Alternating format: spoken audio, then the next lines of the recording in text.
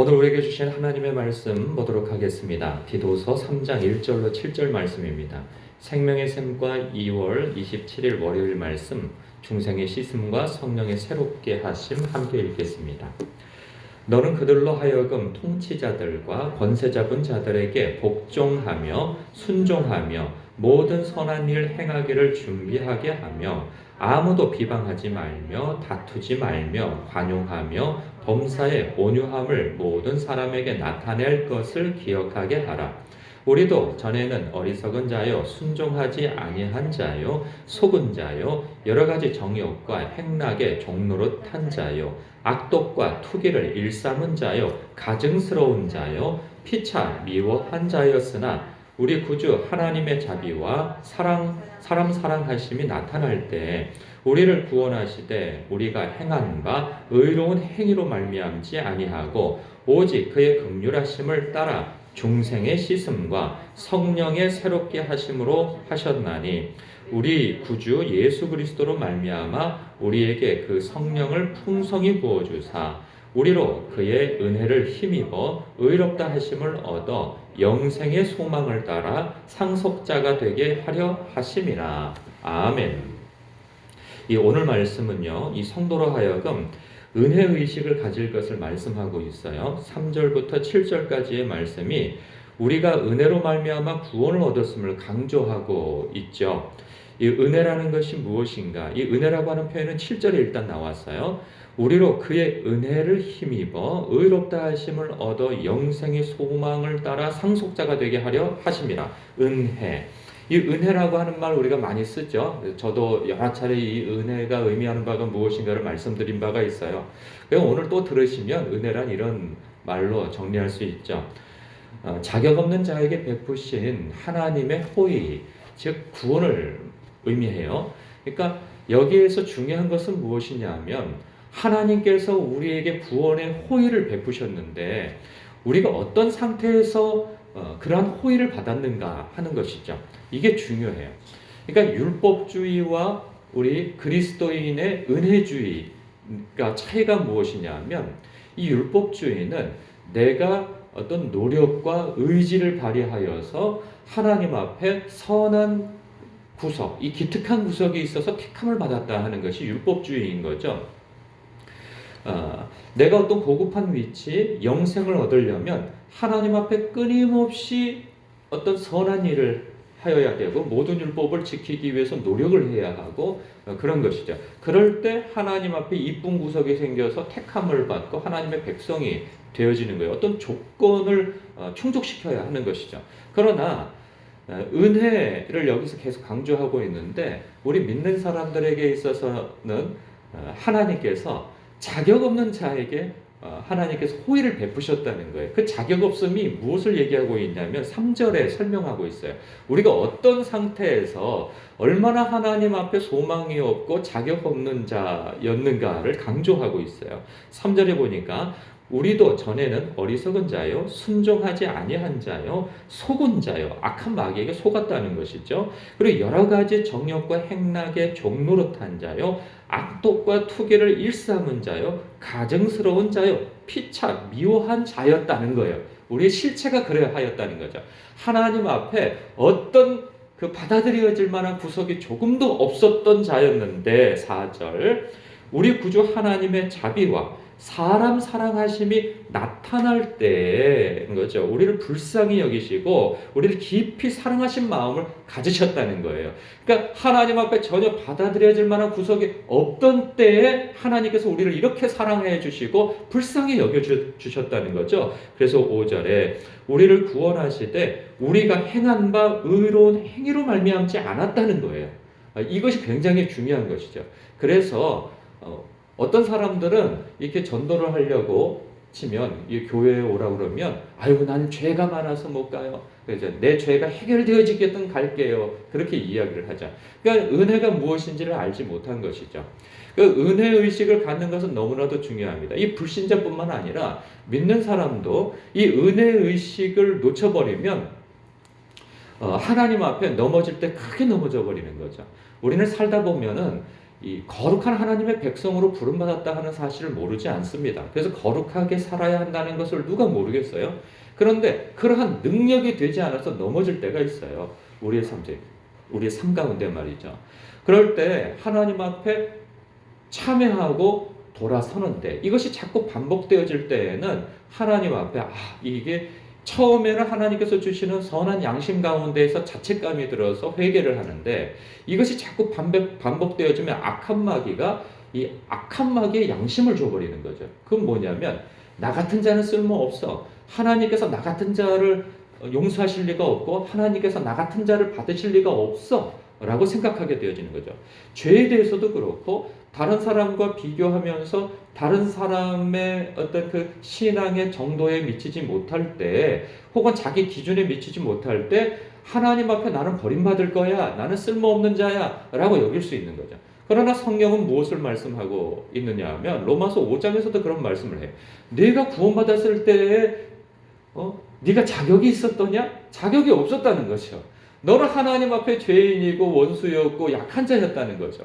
그러한 자를 하나님께서 그러한 너를 사랑하셔서 당신의 아들도 아끼지 아니하시고 십자가에 내어주셔서 너를 백성 삼고 자녀 삼아주신 이 마당에 네가 지금에 와서 뭘 자랑할 게 있느냐라는 거예요. 하나님 앞에 긍휼함을 받기에 이미 긍휼함을 받아서 자녀된 지금 하나님 앞에 화목하기를 더 힘써야 한다는 것이죠. 그러니 네가 자랑할 것으로 나가는 것이 아니고 하나님 나를 불쌍히 여겨주옵소서라고 나가면 된다는 거예요. 그래서 하나님과 화평을 누리라는 거죠. 이건 너무나도 중요해요. 하나님께서 우리에게 우리의 어떤 자격 조건, 내가 교회에 헌금을 많이 하는 것 때문에 하나님 앞에 은혜를 입었다면, 택함을 받았다면, 돈이 없으면 어떡할 거예요? 하나님께서 버리실 거 아니겠어요? 내가 배움의 정도가 많아가지고 하나님께서 얘 데려다 쓰면은 내 일에 많이 도움되겠구나 해가지고 그렇게 데려다 쓰면은 사람이 항상 똑똑합니까? 그렇지 못할 때가 있잖아요. 그럼 또 버림받게 되어지는 거죠. 어떤 조건이 하나님 앞에 받아들여지는 것이 되어진다면 그 조건이 사라지는 때에는 쓸모가 없어지는 거예요. 내가 젊고 튼튼하고 교회에 봉사할 일이 많아서 하나님 앞에 그 택함을 받았다면 이제 연노해져서 내 몸이 삐걱되어지는 때는 어떻게 할 거예요? 하나님께서 그 이유로 나를 버리실 거 아니겠어요? 그렇지 않다는 거죠. 우리가 하나님 앞에 의로운 행위, 기특한 구속 이런 거 있을 때 택함을 받지 않았다는 말씀을 하고 있는 거예요. 그러니 오직 그의 긍휼하심을 따라 우리를 불쌍히 여기시고 우리를 사랑하시는 마음에서 중생해 주셨다는, 중생의 씻음과 거듭나게 해주셨다는 거죠. 우리의 거듭남은 우리의 의지나 노력에 의한 것이 아님을 말씀하고 있어요. 그래서 성령의 새롭게 하심으로 하셨나니 우리 구주 예수 그리스도로 말미암아 우리에게 그 성품을 성령을 풍성히 부어주사 우리로 그의 은혜를 힘입어 의롭다 하심을 얻어 영생의 소망을 따라 상속자, 천국의 상속자가 되게 하셨다는 거예요.